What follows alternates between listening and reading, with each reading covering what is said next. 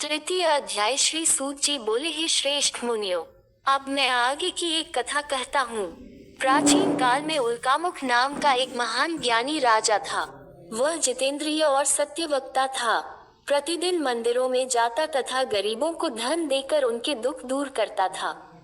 उसकी पत्नी कमल के समान सुंदर मुख वाली और सती साध्वी थी।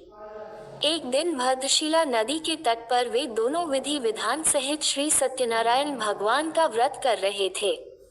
उस समय वहां साधु नामक एक वैश्य आया। उसके पास व्यापार के लिए बहुत सा धन था। वह वैश्य नाव को नदी किनारे पर ठहराकर राजा के पास आया। राजा को व्रत करते हुए देखकर उसने विनम्रता पूर्वक पूछा, हे राजन, यह आप क्या कर रहे हैं? मेरी सुनने की इच्छा है। कृपया आप यह मुझे भी समझाइए। महाराज उल्कामुख ने कहा, हे साधु वैश्य, मैं अपने बंधु बांधवों के साथ पुत्र की प्राप्ति के लिए श्री सत्यनारायण भगवान का व्रत व पूजन कर रहा हूँ। राजा के वचन सुनकर साधु नामक वैश्य ने आदर से कहा, हे राजन, मुझे भी इसका संपूर्ण विधि विधान बताएं। मैं भी आपके कहे अनुसार इस व्रत को करूँगा। मेरी भी कोई संतान नहीं है। मुझे विश्वास है इस उत्तम व्रत को करने से अवश्य ही मुझे भी संतान होगी। राजा से व्रत के सब विधान सुन व्यापार से निवृत्त हो वह वैश्य सुखपूर्वक अपने घर आया। उसने अपनी पत्नी को संतान देने वाले उस व्रत के विषय में सुनाया और प्रण किया कि जब मेरे संतान होगी तब मैं इस व्रत को करूँगा। वैश्य ने यह वचन अपनी पत्नी लीलावती से भी कहे। एक दिन उसकी पत्नी लीलावती श्री सत्यनारायण भगवान की कृपा से गर्भवती हो गई। 10वें महीने में उसने एक अति सुंदर कन्या को जन्म दिया। दिनों दिन वह कन्या इस तरह बढ़ने लगी जैसे शुक्ल पक्ष का चंद्रमा बढ़ता है। कन्या का नाम उन्होंने कलावती रखा। तब लीलावती ने मीठे शब्दों में अपने पति को याद दिलाया कि आपने जो भगवान का व्रत करने का संकल्प किया था, अब आप उसे पूरा कीजिए। साधु वैश्य ने कहा, हे प्रिय, मैं कलावती के विवाह पर इस व्रत को करूंगा। इस प्रकार अपनी पत्नी को आश्वासन दे वह व्यापार करने विदेश चला गया। कलावती पितृगृह में वृद्धि को प्राप्त हो गई। लौटने पर साधु ने जब नगर में सखियों के साथ अपनी वयस्क होती पुत्री को खेलते देखा तो उसे उसके विवाह की चिंता हुई। तब उसने एक दूत को बुलाकर कहा कि उसकी पुत्री के लिए कोई सुयोग्य वर देख कर लाए। दूत साधु नामक वैश्य की आज्ञा पाकर कंचनंगा पहुंचा और देखभाल कर वैश्य की कन्या के लिए एक सुयोग्य वनिक पुत्र ले आया। उस सुयोग्य लड़के के साथ साधु नामक वैश्य ने अपने बंधु बांधवों सहित प्रसन्नचित होकर अपनी पुत्री का विवाह कर दिया। दुर्भाग्य से वह विवाह के समय भी सत्यनारायण भगवान का व्रत करना भूल गया। इस पर श्री सत्यनारायण भगवान अत्यंत क्रोधित हो गए। उन्होंने वैश्य को श्राप दिया कि तुम्हें दारुण दुख प्राप्त होगा, और फिर अपने कार्य में कुशल वह वैश्य अपने दामाद सहित नावों का बेड़ा लेकर व्यापार करने के लिए सागर के समीप स्थित रत्नसारपुर नगर में गया। रत्नसारपुर पर चंद्रकेतु नामक राजा राज करता था। दोनों ससुर जमाई चंद्रकेतु राजा के उस नगर में व्यापार करने लगे।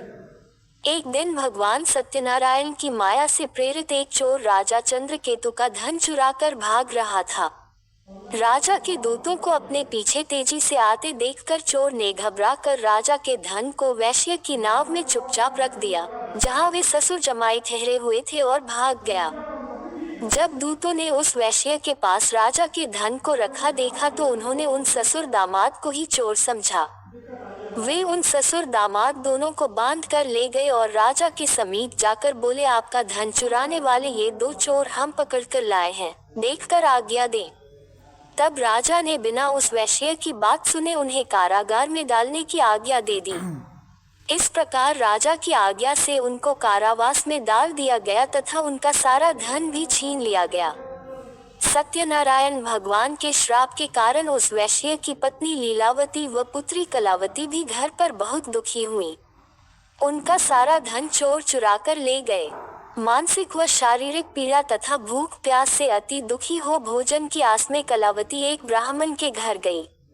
उसने ब्राह्मण को श्री सत्यनारायण भगवान का व्रत विधि पूर्वक करते देखा। उसने कथा सुनी तथा श्रद्धापूर्वक प्रसाद ग्रहण कर रात को घर आई। माता ने कलावती से पूछा, है पुत्री, तू अब तक कहाँ रही? मैं तेरे लिए बहुत चिंतित थी। माता के शब्द सुन कलावती बोली, है माता, मैंने एक ब्राह्मण के घर श्री सत्यनारायण भगवान का व्रत होते देखा है और मेरी भी उस उत्तम व्रत को करने की इच्छा है। माता ने कन्या के वचन सुनकर सत्यनारायण भगवान के पूजन की तैयारी की। उसने बंधुओं सहित श्री सत्यनारायण भगवान का पूजन व व्रत किया और वर मांगा कि मेरे पति और दामाद शीघ्र ही घर लौट आएं। साथ ही विनती की कि हे प्रभु, अगर हमसे कोई भूल हुई हो तो हम सबका अपराध क्षमा करो। श्री सत्यनारायण भगवान इस व्रत से प्रसन्न हो गए। उन्होंने राजा चंद्रकेतु को स्वप्न में दर्शन देकर कहा कि राजन, जिन दोनों वेश्यों को तुमने बंदी बना रखा है वे निर्दोष हैं, उन्हें प्रातः ही छोड़ दो। उनका सब धन जो तुमने अधिग्रहित किया है लौटा दो, अन्यथा मैं तुम्हारा राज्य, धन, पुत्र आदि सब नष्ट कर दूंगा। राजा से ऐसे वचन कहकर भगवान अंतर्ध्यान हो गए और फिर प्रातः काल राजा चंद्रकेतु ने दरबार में सबको अपना स्वप्न सुनाया और सैनिकों को आज्ञा दी कि दोनों वैश्यों को कैद से मुक्त कर दरबार में ले आएं। दोनों ने आते ही राजा को प्रणाम किया। राजा ने कोमल वचनों में कहा, हे महानुभावों, तुम्हें अज्ञानतावश ऐसा कठिन दुख प्राप्त हुआ है। अब तुम्हें कोई भय नहीं है, तुम मुक्त हो। इसके बाद राजा ने उनको नए नए वस्त्राभूषण पहनवाए तथा उनका जितना धन लिया था उसे दुगना लौटाकर आदर से विदा किया। दोनों वैश्य अपने घर को चल दिए। इति श्री सत्यनारायण व्रत कथा तृतीय अध्याय संपूर्ण।